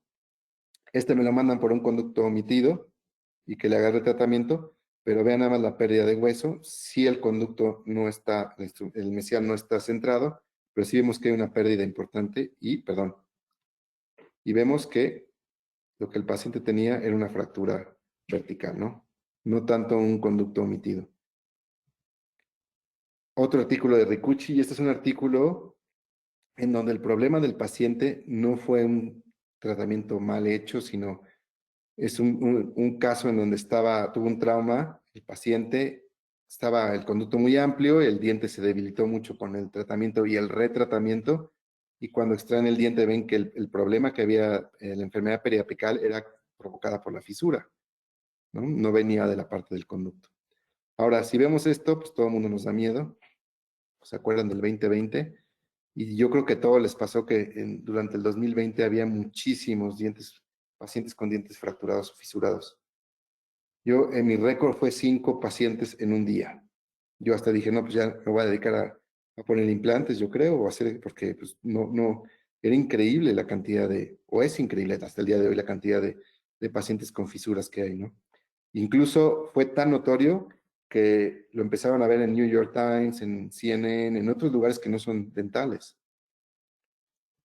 Y bueno, las fracturas y las fisuras obviamente muchas veces son muy fáciles de diagnosticar y hay veces que son más complicadas, ¿no? Y casos en donde, si yo tengo un tratamiento de conductos previo que no está a lo mejor de lo mejor, pero lleva muchos años asintomático y de repente de la noche a la mañana empieza a dar problemas, aguas porque puede haber una fractura, una fisura, ¿no? Entonces, hoy, por ejemplo, me tocó un paciente con mucho dolor, una endodoncia fatal, llevaba 30 años y hoy le dolió. Y yo dije, a ver si no está fisurada, seguro está fisurada, se fractura porque 30 años sin lata y de repente da lata, pero cuando veo no tiene antagonistas desde hace 3 años, pero no tiene ni siquiera un contacto, nada. Y lo abrí y no había, hasta ahorita no había fisura, ¿no? Pero, por ejemplo, si tengo este tipo de casos, al momento de abrir vemos que, pues sí hay una fisura, ¿no? Lo que se veía en la obturación no era que estaba con espacios, sino tenía eso que se ve rojo, que es una obturación que se llama queradenta, y se usaba anteriormente. El queradenta, los que no saben, era un tipo de material de obturación como un acrílico, como un plástico, muy similar a lo que era el Duralay, parecía, ¿no? Ahora, en cuestión de las fisuras, es toda una controversia, porque se habla que si sale si baja más allá de la unión amelocementaria, ya no es tratable, si está antes puede ser tratable, pero con pronóstico reservado. La cuestión es que a veces hay una fisura por vestibular y a lo mejor por lingual no hay. A veces se ve dentro del conducto y se detiene antes del conducto, pero a lo mejor por vestibular ya está más abajo la fisura. O sea, es muy complicado lo de fisura. Lo que sí sabemos es que un diente fisurado tiene mal pronóstico, ¿no? Entonces, cosas más evidentes, cuando vemos una restauración grande, a lo mejor la cámara pulpar no está tan cerca, sospechemos de fisura, ¿no? Ya lo veía Ricucci, las famosas amalgamas, y es típico que quitan una amalgama, ponen una resina, el paciente empieza con mucha sensibilidad, entonces quitan la amalgama, quitan la resina, ponen IRM, medio se le baja, vuelven a quitar y así, pero muchas veces no ven que hay una fisura, ¿no? Y es algo que se puede diagnosticar bastante fácil con buen aumento y algún tipo de tinción. Entonces, otro paciente, aquí en la radiografía se alcanza a ver un poco la fisura.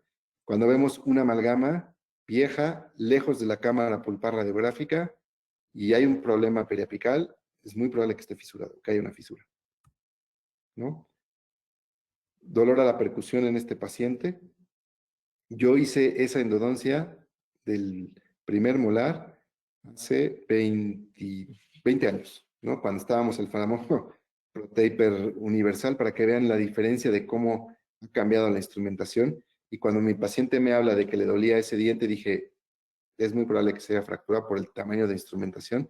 Sin embargo, el que le dolía era el otro, era el segundo molar, ¿no? Amalgama lejos de la cámara pulpar, radiográfica, y cuando vemos clínicamente, vemos que está fisurado en varias partes, y vemos incluso que hay exudado, ¿no? Fisurado, paciente, es uno de los mejores rehabilitadores que hay en el mundo, o bueno, en México, y pues no se quiso extraer el diente. Realmente ahorita no sé cómo ande, pero el pronóstico es muy malo en estos casos, ¿no? Ahora, hay muchas, en la literatura hablan acerca de qué podemos hacer cuando tenemos dientes fisurados, si se pueden salvar, si le ponemos, incluso hay artículos que hablan acerca de poner unos postes horizontales. Vemos que el poste horizontal le va a dar la misma resistencia que una corona, y puede ser que no haya una separación de los fragmentos, pero la filtración va a seguir y va a seguir habiendo las bacterias, ¿no? En este artículo me llamó la atención porque quitan una parte de la entrada del conducto, le ponen algún tipo de resina, lo quitan de oclusión y hablan de sobrevivencia, pero una cosa de sobrevivencia es, pues sí está en boca, pero ¿cómo está en boca? Hay enfermedad periapical, hay pérdida de las crestas, ¿no? Entonces, eso es algo muy controversial, ¿no? ¿Qué pasa si no se extraen? Esta paciente tiene una fisura vertical, la paciente no se quiso extraer el diente y un año después me llega con un aumento de volumen y vean nada más la pérdida de hueso. Ahora, para colocar un implante, pues ya está mucho más complicado el tratamiento. Ahora, no podemos ver la gran mayoría de las veces las fisuras, y todos estos artículos lo pueden ver con una tomografía, ¿no? Porque mucha gente dice, no, pues vamos a estar fracturada, mándale una tomografía. Bueno, vamos a ver la destrucción o el patrón de destrucción que puedan llegar a tener de hueso en una tomografía. Eso sí nos da una pauta increíble, y a veces podemos ver, prácticamente te puedo asegurar que está fracturada por el patrón de pérdida de hueso que tiene. Pero de ahí a verlo es muy difícil, a menos que sea un diente anterior, que no tenga gutapercha, que no tenga material y que sea por un trauma, lo podemos ver. Y vemos aquí en los artículos que, en este caso, si tenemos un poste metálico, todo el ruido que va a producir la tomografía, actualmente ya ha mejorado mucho la parte de la tomografía y hay filtros especiales que nos ayudan a quitar ese ruido, pero todavía no todo el mundo tiene acceso a ese tipo de filtros, ¿no? Entonces es más complicado poder llegar a ver ese tipo de fracturas, ¿no? Y generalmente cuando más queremos ver es cuando tenemos un poste metálico, ¿no? Entonces, necesitamos ver todo el contexto. En esta paciente le hicieron una pisectomía, dice que le hicieron una pisectomía y venía con la cara, tenía un absceso muy grande, tenía un aumento de volumen importante. Solo con cambiar la angulación, vean cómo vemos que no se cortó realmente bien en la parte periapical. Y yo veo algo raro ahí en el premolar, ¿no? Entonces, aquí vamos a mandar la tomografía. Y miren, hace ratito estaba corriendo perfecto y ahorita, por alguna razón, no está corriendo, pero vean cómo en el premolar también hay un problema, y cuando cortaron la raíz, se llevaron también la raíz la raíz mesial, ¿no? Entonces, a veces hay gente que se mete a hacer cirugía, pisectomías, y piensa que es nada más cortar la raíz y se acabó. Y a veces ni siquiera cortan la raíz del diente que era. Es muy fácil perderse en cirugía, ¿no? Cuando yo daba cirugía en la universidad, que di 14 años de cirugía, era súper común que la primera pisectomía que hacían, casi siempre se llevaban la raíz, ¿no? Entonces, no es muy fácil perderse en una cirugía. Y yo creo que el doctor Norberto que está aquí les puede dar todo eso sin mayor problema. Pero vean, aquí al levantar sabemos que estaba ya fisurado, ¿no? Nada más con ver que ya no había en la tomografía, ya no había hueso. Obviamente le habían hecho una cirugía apical, pero sabíamos que ya probablemente estaba fisurado, ¿no? Desde un principio. Y vean este tipo de patrones en donde tenemos pérdida muy grande de hueso, una endodoncia bastante mal. Es una endodoncia que tenía muchos años y de repente empezó a dar problema y podemos sospechar de algún tipo de fisura, ¿no? Si podemos controlar esa desinfección, o sea, perdón, esas bacterias, podemos lograr que el cuerpo respara, ¿no? Entonces, hace 6 años y de repente un día le empezó a dar problemas. Había mayor sondeo distal, no se veían fisuras, y la paciente regresa 11 meses después, ¿y saben por qué regresó? Porque se le fracturó la corona, ¿no? Y esa corona la habíamos mandado a cambiar y nunca se la cambió. Y ahorita que ya se rompió, ya viene a verla y vean nada más en 11 meses cómo hay una reparación bastante importante de todos los tejidos de soporte. Entonces volvemos a lo mismo. Si yo logro desinfectar el conducto, podemos llegar a hacer que el cuerpo repare, ¿no? Tratando de mantener el diente, o sea, desinfectarlo, pero sin destruir el diente. Y esto es algo que está ahorita muy en boga, lo que es la dentina pericervical. Si vemos las casas comerciales ahorita, la gran mayoría de las casas comerciales están enfocándose también en eso, en donde tenemos instrumentos más pequeños, más delgados, en conicidad, y en donde respetan más este tipo de preparaciones para evitar que tengamos una fractura vertical. Porque anteriormente metíamos la Gates, le hacían el bamboleo famoso, se llevaban la entrada del conducto, entonces ya destruíamos mucho la entrada del conducto, y luego se ponen de moda las coronas de circonio, en donde tienen un margen bastante grande para poder darle espacio a la circonia y a la porcelana. Entonces, ¿cuál es la parte más delgada de nuestro cuerpo? Pues el cuello. ¿Cuál es la parte más delgada de un diente? Pues el cuello. ¿Dónde van a desgastar más ahí? El cuello. Entonces están quitando la estructura al diente, ¿no? Entonces, vean acá, por ejemplo, nada más, este es de Academy. Clark y Academy son los que están desarrollando mucho la parte de la, de la dentina pericervical, la preservación. Y vean, estos no son accesos, son excesos. Ay, perdón, regresé. Y si podemos llegar a tener esta parte, la ventaja que tenemos ahora con los instrumentos es que yo no me tengo que adecuar, no tengo que, si yo voy a usar, por ejemplo, ProTaper, tengo que usar ProTaper para todos, no, depende el caso y depende la raíz. Y esa es la ventaja ahora de todos los instrumentos que tenemos.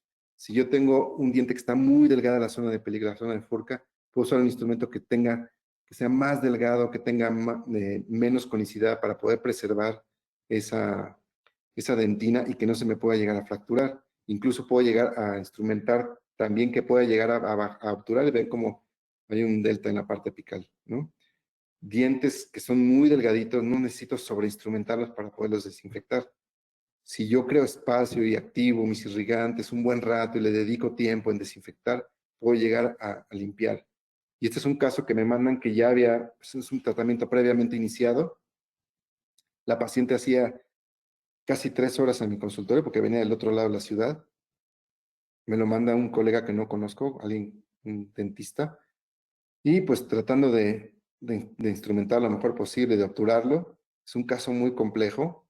Obviamente no puedo instrumentar hasta una lima 40, una lima 45, que a lo mejor los libros me dicen que un premolar lo tengo que instrumentar a eso, pues no va a depender mucho de la anatomía. Y sin embargo, termino y cuando llega a revisión mi paciente, me llega así, con una reparación bastante adecuada a los 6 meses, pero vean nada más la restauración, ¿no? Esto puede afectar mi tratamiento, claro, porque puede acumular comida, puede haber eh, caries, y les apuesto ahí, esta es una de las razones por las cuales yo ya mis casos, yo los sello con resina para evitar, seguramente ahí está el teflón, ¿no? Ni siquiera lo quitaron, por eso hay un espacio ahí. Entonces, sí es muy importante tener un control y es así ahora sí que de relación de pareja de novios con sus rehabilitadores, porque tenemos que saber, yo de hecho tengo mis referidores, ya sé quién es el electricista, ya sé quién es el de los puros postes, ya sé el que no le gustan los postes, ya sé el que quiere un acceso pequeño, ¿no? Entonces hay que tener muy buena relación con nuestros rehabilitadores y también educar a nuestros rehabilitadores, ¿no? Próximo congreso, ¿verdad? No, no es cierto. Eh, Ahora, cuando tenemos instrumentos separados, ¿no? Ya voy, no sé cuánto tiempo tenemos, eso sí no sé, pero yo sigo aquí, Adelante, doctor. ¿sí? Eso sí es algo que no supe, pero bueno, yo sigo aquí. Ahora, cuando tenemos un instrumento separado, hay instrumentos que, pues sí, terminan así y el tratamiento termina así, ¿no? Pero si ustedes ven este tratamiento de conductos, pues sí salen que no tiene la habilidad suficiente para hacer un tratamiento de conductos, ¿no? Y el tratamiento, pues esa habilidad se va adquiriendo pues con la práctica, ¿no? Y también con el sentido común. Y este es un caso, por ejemplo, en donde el paciente se le fractura. Este es un caso de licenciatura de la universidad. Y la alumna me decía, es que no baja, doctor, no baja mi punta de gutapercha. Y ya le doy, y ya traté de meter la lima y no baja, y no baja, y no baja. Y entonces le dije, a ver, toma una radiografía. Y cuando ve, pues rompió una lima, ¿no? Y no solo la rompió, sino que la empujó, la extruyó.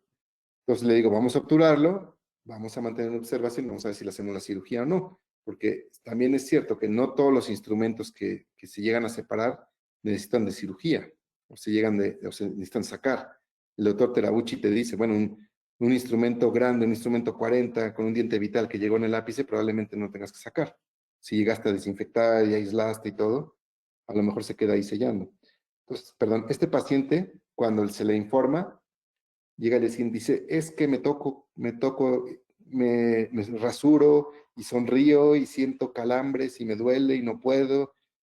Entonces muchas veces no sabemos si es sugestión, porque una paciente una vez me dijo también que quería que le sacara un instrumento, porque su comadre le dijo que podía caminar al cerebro el metal, ¿no? Y yo le dije, y de hecho hasta se me salió decirle, pues si no tiene pies, y pues, se enojó, pero bueno. Hay veces que la gente le cree más a la comadre que al médico, ¿no? Que al doctor. Entonces, este paciente, pues yo dije, no, pues está exagerando, está somatizando, y quería a fuerza que le hiciéramos la cirugía. Y cuando apenas estamos empezando a levantar el colgajo, apenas está empezando, vean cómo está la lima ahí. Perdón. La lima estaba fuera de la cortical y efectivamente el paciente tenía dolor cuando hacía cualquier tipo de movimiento, ¿no? Entonces, ahí está el tamaño de lima. Y bueno, no todos los instrumentos se pueden llegar a sacar, ¿no? Y es muy importante saber si vale la pena entrar o no. A veces por querer sacar un instrumento, por ejemplo, este caso, pues hacer un retratamiento, ya se ve que le estuvieron dando duro ahí con las gates y con las pisos, o no sé con qué tanto metieron, y el querer sacar este instrumento probablemente vamos a destruir más el diente, ¿no? Entonces a veces tenemos que ver cuál es la mejor manera de manejar este paciente. Obviamente este paciente tiene una enfermedad periapical y es importante mantenerlo, ¿no? O sea, darle tratamiento. Y este artículo me encanta porque se me hizo una joya. Es un artículo ya un poquito viejo del 2005, pero ejemplifica muy bien el hecho de que a veces nos aferramos en sacar un instrumento, ¿no? Y más si lo rompimos nosotros, a fuerza lo tenemos que sacar. Si ya venía el paciente con el instrumento y lo sacamos, pues somos el héroe, ¿no? Si lo rompimos nosotros y lo dejamos, pues somos el villano. Pero a veces pues sí, en este caso, en este artículo es muy bueno porque sacan el instrumento, ¿no? Y lo ponen ahí como, wow, se sacó. Y cuando lo obturan, ¿a qué precio se llegó a sacar ese instrumento?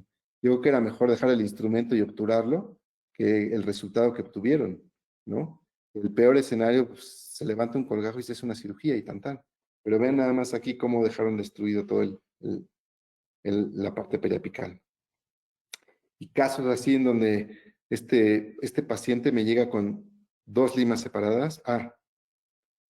Me llega el referidor y vean cómo incluso la corona se estaba partiendo en una línea, ¿no? La corona de circones se estaba partiendo cuando hicieron el acceso y estuvieron dándole, lo fisuraron la restauración.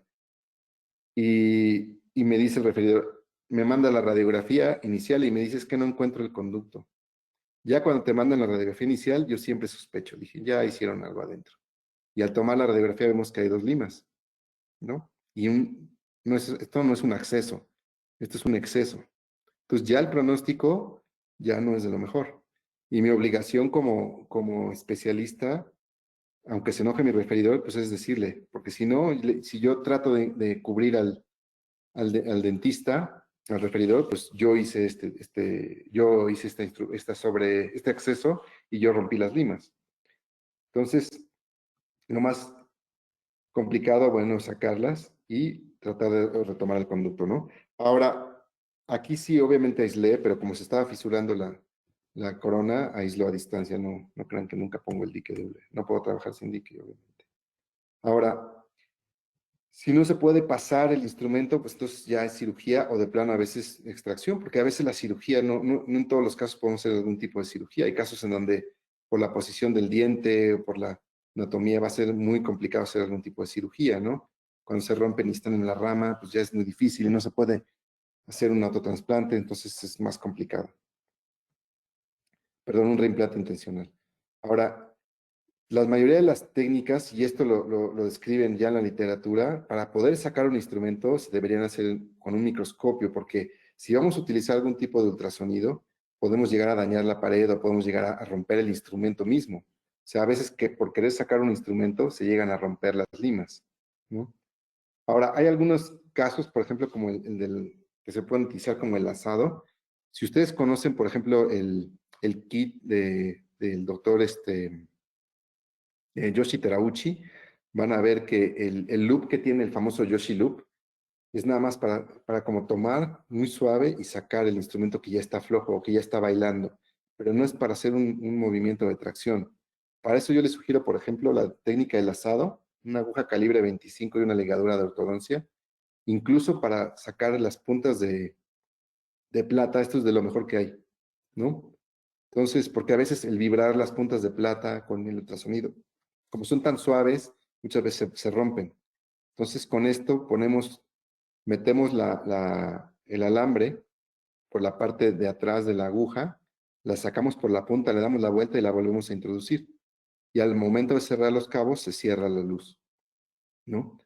Una vez me pasó que estaba yo instrumentando, estaba en conducto palatino y el paciente se estaba aguantando las ganas de estornudar, no me dijo, y de repente hizo un estornudo que cerró la boca y nada más oí crack, como me tronó la lima, y cuando vi se rompió casi un poquito antes del vástago, se rompió toda la lima, y estaba en la entrada del acceso, y dije, muy fácil, lo voy a sacar.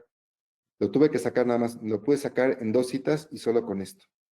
No lo pude sacar con el ultrasonido y nada, porque es muy largo el fragmento y es muy duro. Entonces, con esto lo puedes sacar, lo puedes meter, y es una técnica muy olvidada, pero es cuando puedes llegar a ver, pues, tener algo que está en la cámara pulpar, ¿no? Lo pueden sacar muy fácil. Es bastante, es un tip que les doy. Ahora, si hacemos la famosa técnica de las Gates Glidden que hace Terauchi, en donde podemos ponerlo antes del conducto, pues es muy agresiva esta técnica y lo haríamos nada más en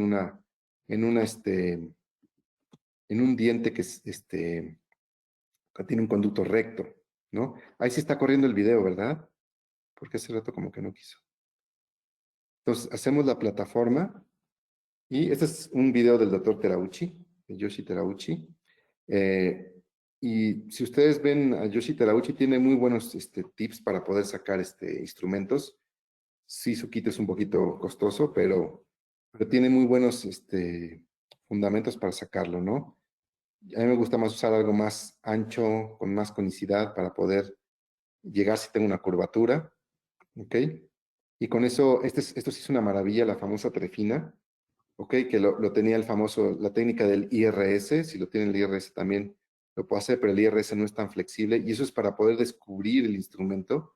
Es una maravilla. Yo creo que es eso y las puntas de ultrasonido lo que más me gusta del sistema de Yoshi Terauchi, pero esto es una maravilla, ¿no? Te crea el espacio para que tú puedas llegar a vibrarlo alrededor y la puedas aflojar la lima, ¿no? Y hay muchísimas puntas de ultrasonido. Ahorita, cualquiera de estas puntas, yo les voy a sugerir el MS, pero con la punta que les comenté hace rato del espaciador, con eso es muy buena. Salió una también que es de Helsi, también la E1, esa es muy buena, pero es muy delicada, ¿no? El problema es que las puntas son súper delicadas, ¿no? Este es el de Yoshi, y Yoshi tiene unas puntas muy largas que son muy flexibles y son como una cucharita, las puedes precurvear. Eso es lo padre también de este sistema. Y si vamos a sacar una lima que está en una curvatura, es muy importante hacerlo en la parte interna de la curvatura, no por fuera, porque si es por fuera lo empujas, ¿no? Y hacerlo con algún tipo de líquido, EDTA, para que la tensión superficial te ayude a que la densidad del metal sea menor y pueda flotar, vamos a decirle así. Ahora, Terauchi lo hacía también con aceite mineral, el aceite Menem. El problema es que luego, a ver, quita el aceite del conducto, ¿no? Entonces, no les sugiero que, no se los recomiendo que lo hagan, ¿no? Ahora, esto sí también tener cuidado, y esto también, por eso es que se sugeriría hacerlo con el microscopio, para no estar teniendo tanto contacto con las paredes y hacerlo por periodos cortos y no quemar el ligamento periodontal, porque en segundos podemos quemar el ligamento periodontal nada más con el puro ultrasonido, ¿no? Ahora, todo esto está ya reportado en la literatura, incluso hay un artículo que hace muchos años leí, creo que era iraní, en el Journal de Endodoncia, en donde quitaban un poste y estuvieron tratando de quitar un poste metálico durante horas sin enfriar y el paciente regresa después ya con una osteonecrosis terrible. Ahora, les sugiero que siempre esté su asistente o alguien echándoles aire para que no estén calentando demasiado. Y bueno, esto se ve muy fácil, ¿no? Rudy lo pone muy fácil, pero la idea es esa, ¿no? Poderlo sacar de esa forma. Ahora, hay una forma que yo encontré, y esto es de internet, un video, pero lo uso mucho yo, que es el famoso BOA. Pueden ser varias puntas de las agujas, por si no los conocen. Y es muy fácil, es bueno, bonito y barato. Y es muy similar a cómo funciona el IRS, nada más que este es más delgado y más flexible y obviamente infinitamente más barato, ¿no? Pero lo podemos medir con diferentes agujas. Se le hace una pequeña ventana en donde vamos a meter una lima y esa lima lo que va a hacer es que va a prensar el fragmento separado. A mí me gusta mucho utilizar las Headstrong para esto, pero con mucho cuidado. Y prácticamente en alguna curvatura, la ventaja de esto es que es tan delgadita, la aguja puede ser muy delgada y pueden llegar más fácil a la parte apical, ¿no?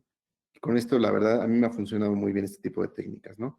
Sobre todo en estos casos en donde me llega un caso así, una lima, vean el tamaño de lima. Si yo les dijera a mis alumnos, quiero que me separen una lima casi en todo el conducto, yo creo que nadie lo podría hacer. Tendrían que hacerle una muesca antes de meter la lima, no sé cómo le hicieron para romper esta lima, ¿no? Pero me la manda una amiga mía y me dice, es que el chavo que viene a hacerme la endodoncia no encuentra el conducto y no vaya a perforar.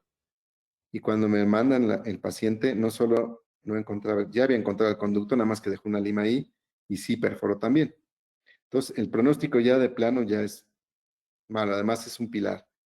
Y la paciente y la doctora pues decidieron dejarlo o mantenerlo. Al sondeo no había una comunicación, que eso es muy bueno, porque ahí cuando hay un sondeo, pues habría que hacer algún tipo de alargamiento. Este era infraóseo, obviamente la perforación. Se sella con un material cerámico, con MTA. Y después en otra cita, ya con calma, se procede a sacar la lima. No lo hacemos con ultrasonido porque es tan largo el fragmento que el ultrasonido es difícil que llegue toda su fuerza en toda la extensión de la lima, ¿no? Entonces hacemos el desgaste, esto lo hizo con unas limas U con mucho cuidado, y ya que hice el desgaste que hacía el doctor Terauchi, se ve que la endodoncia de lado también le estuvo buscando el conducto, porque anduvo ahí yéndose de un lado a otro. Y ya una vez que pasamos la lima, ya procedo a quitarlo con el BOA, ¿no? Con la misma. Esta es una aguja Plastipac, ¿no? Y con eso lo podemos sacar sin ningún problema. Se les recomiendo que usen, si pueden usar limas largas de 31 milímetros, es más fácil porque pueden ver mejor.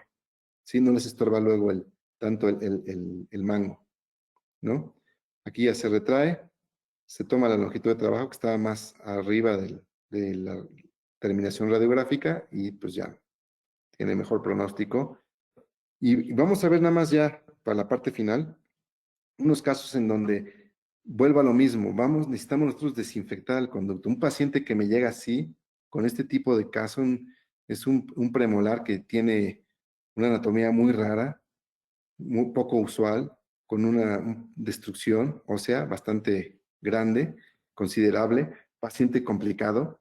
Yo le mandé hacer una tomografía, el paciente no quiso, se hace la tomografía para poder ver cómo estaba esa anatomía y paciente con síntomas, no llega a la longitud de trabajo, frustrante. Había una pequeña perforación que sellé con Biodentín, ¿no? Así quedó la endodoncia, muy frustrante porque pues a veces trabajamos a ciegas, tratamos de hacer nuestro mejor esfuerzo, y entonces le dije al paciente, pues sí, vamos ahora sí, un CBCT para ver si podemos hacer cirugía, aunque la relación corona-raíz pues se va a ver muy afectada dependiendo de cómo esté la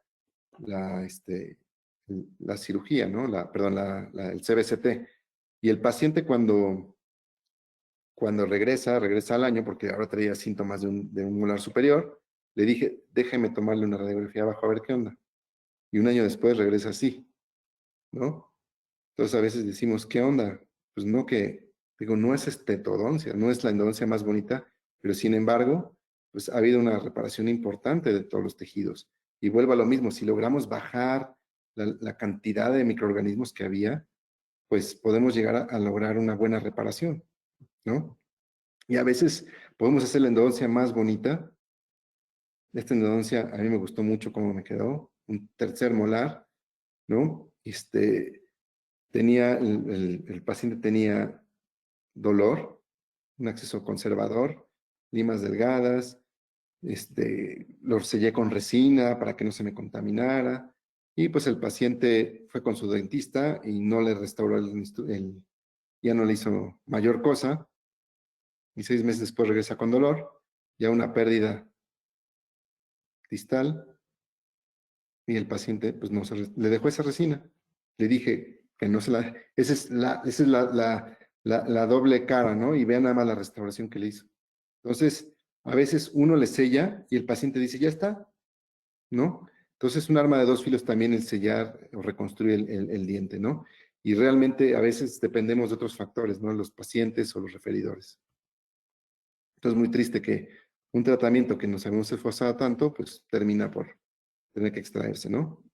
Y hace poco hablé con el paciente, esto fue cuando fue el congreso de Puebla, de mayo, y el paciente no se ha extraído el diente. Ahora, a veces son casos que dicen, oye, la literatura dice tal cosa, y a veces son casos que salen un poquito del contexto por otros factores. Por ejemplo, este es un caso muy interesante de un tratamiento previamente iniciado. Me llegó con el acceso abierto, expuesto a la cavidad oral, dolor e inflamación, y cuando yo veo radiográficamente veo un conducto recto, dije, a lo mejor está transportado porque ya lo habían instrumentado. Y hay una peritonitis apical ahí, hay un problema apical, ¿no? Después de 3 sesiones que me tardé en controlar la infección, pude llegar a obturar, hay un poquito de cemento que sale, ¿ok? Y el paciente regresa a los 2 años. Aquí fue un caso complejo porque pandemia, lo que ustedes quieran, entonces los pacientes no son pacientes tan regulares. Paciente mayor, 76 años, diabético, hipertenso, problemas cardíacos también. Entonces, ya saben, toda la monada de luego los pacientes que traen, ¿no? Seguimiento a los 2 años, veo esto y dije, pues no reparo nada, pero está sintomático el paciente. Entonces, vamos a ver si le podemos hacer algún tipo de cirugía, a ver para quitar eso, y el paciente se vuelve a perder otro año.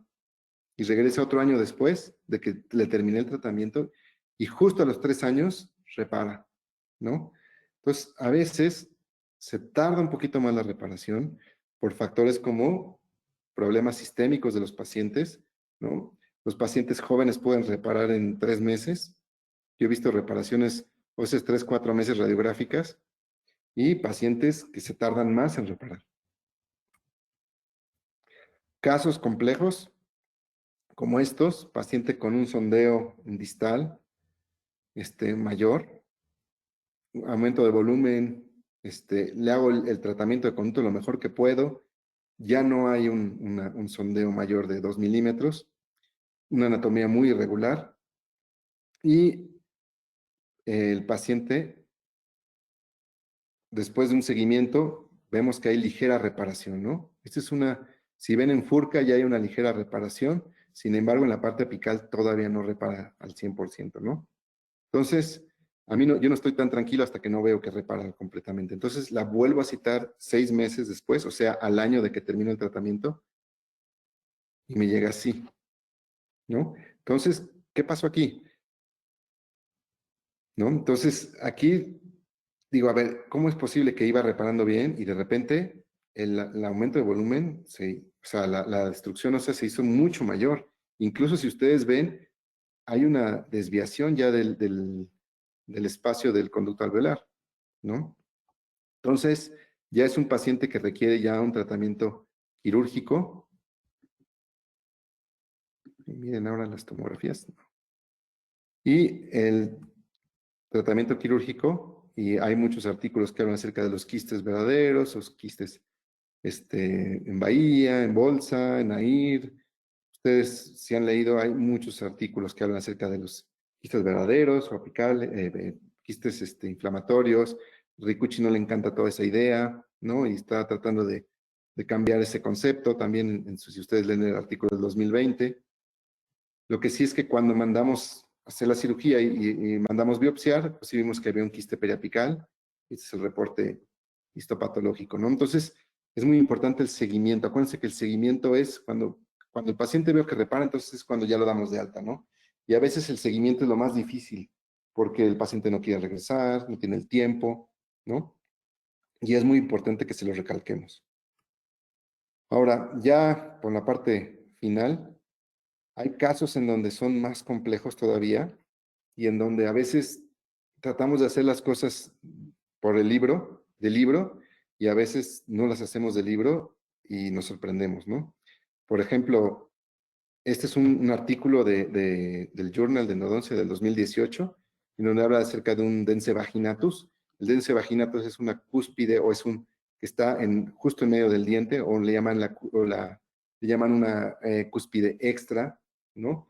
No es, esta cúspide extra tiene un cuerno pulpar también, pero está justo en el surco. Entonces, cuando el paciente empieza a entrar en oclusión, se desgasta esa cúspide y se expone el surco, y muchas veces pasa esto, que hay una contaminación del conducto cuando el diente está apenas en formación.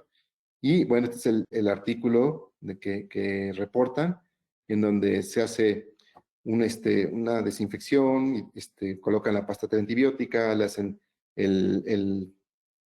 la punción, ¿cómo se llama? El sangrado, el coágulo, y después le ponen MTA y se hace un cierre, digamos, o por lo menos hay una reparación ósea, ¿no? Ya no hay un crecimiento radicular como tal, ¿no? Según ellos, que todavía respondía como diente vital, yo la verdad tendría ahí mis super dudas, pero bueno, así lo reportan en el artículo. Yo tuve un caso así muy similar hace un par de años, en donde viene igual un dense vaginatus. Este niño tenía dense vaginatus en los 4 segundos premolares, aumento de volumen. Vean aquí cómo se ve en la parte cruzada, se ve la cúspide, ¿no? Ay, no sé por qué no corren estas aquí. Pero bueno, en la tomografía vean cómo hay una destrucción grande, ¿no? Y en la tomografía acá se veía la comunicación que hay del dense vaginatus con el cuerno pulpar. Ahora, yo lo que hice fue abrir, desinfecté hidróxido de calcio, cambié el hidróxido de calcio como 3 veces. No me gusta mucho lo de la pasta antibiótica. En la universidad la empezamos a usar un poco y pues, sí, obviamente nos tocó la parte de la tetraciclina que pigmentaba el diente. Y yo lo que hice fue hidróxido de calcio y el paciente se fue, ya no contestaban las llamadas, se cambiaron ya no vivían ahí en su casa y los papás no nos contestaban. Y 1 año, 8 meses después, el papá me habla enojado que traía a su hijo un hoyo. Yo le explico que tenía sus citas, que faltó varias citas, que no llegó. Y ya total, el señor me dice que se habían divorciado y se habían ido a vivir a otra ciudad y por eso el niño ya no había continuado con el tratamiento. Y me llega así el niño, con el conducto abierto, algo de tejido reblandecido en la cámara pulpar.